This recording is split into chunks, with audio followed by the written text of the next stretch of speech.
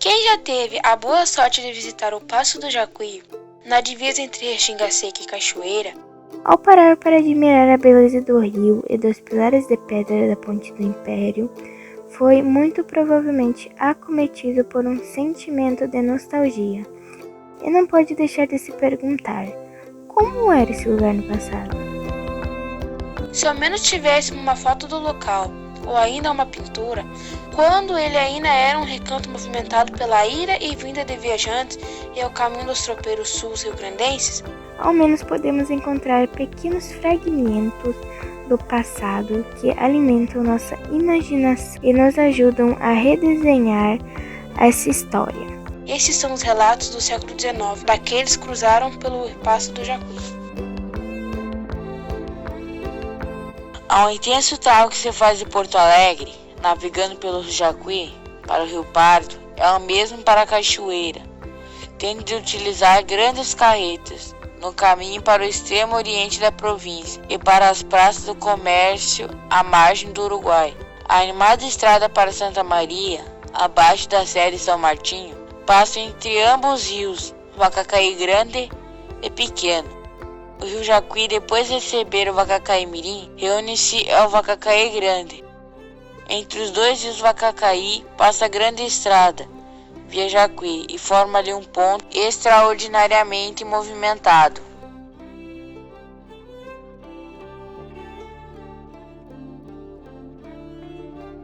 Da alta margem verde descortinei o belo panorama matutino. Da esquerda descia o límpido e largo rio murmurando entre os 8 pilares da audaciosa ponte de pedra, ainda inacabada, e em ambas as margens do rio carretas e cavaleiros aguardando a passagem. A barca ia e vinha interruptamente, mantendo as duas margens em ligações, mas as grandes e pesadas carretas são difíceis de transportar. Chegou um rebanho de gado, que foi empurrado para a água aos gritos dos tangerinos que o acompanhavam. Lenta e cautelosamente entraram os animais até que lhes fugia a terra sobre os pés e a correnteza os arrastava. Soberbamente lutavam e arfavam os touros contra o elemento que lhes fazia menos familiar. Debalde tentavam alguns voltar à margem assim abandonada. Eram sempre repelidos com grandes brandos e agudos ferroados, até todos passarem nadando um ao lado do outro. Verdadeiramente imponente, aos ferozes e altivas cabeças dos touros, aparecendo fora da água, com seus grandes chifres, a gritaria dos peões ao cavalo. Atrás dos animais ofegantes, era apropriado a travessia no Passo do Jacuí. Bufando e sacudindo-se, via o gado, outra mar. Os tangerinos passaram ao rio com os cavalos numa balsa larga.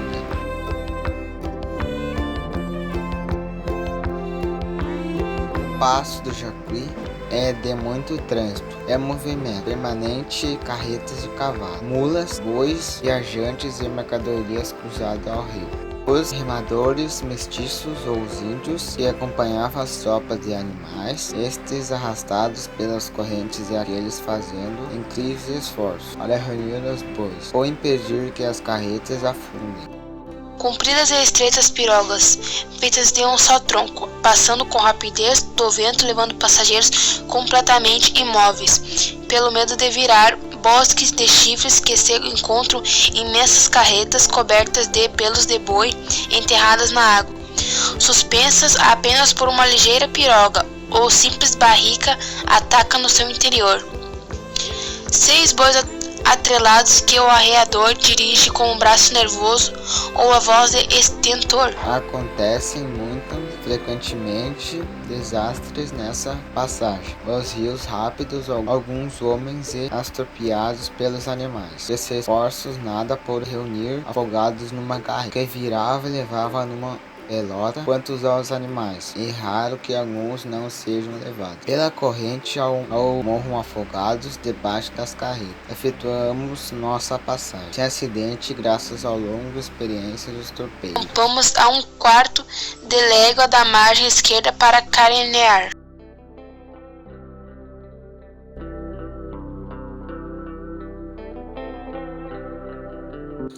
Começamos dali a descer por uma externa encosta até o Sangradouro e a várzea da margem esquerda do Jacuí.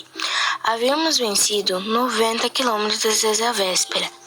Passamos a grande e custosa ponte mista sobre bem altos pegões de pedra e detivemos a contemplar a beleza natural das margens do grande rio, que leva suas águas até a bacia onde confluem os rios Cai e Docinos, formando mais adiante com o Gravataí o majestoso Guaíba.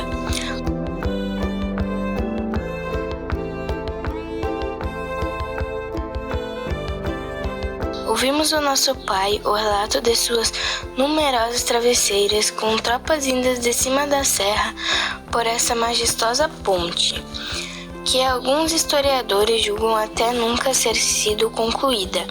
Ela se referia muito ao ruído de trovão e trepidação assustadora que as tropas provocam ao atravessar o longo estrato de madeira. Não que significasse qualquer imperfeição da obra, mas a consequência normal do tropel, apresado dos animais assustados e da carga de 500 ou mais bois gordos em movimento em cima da vingação de madeira, se cobriam 9 vãos suspensos sobre bem altos pegões de pedra.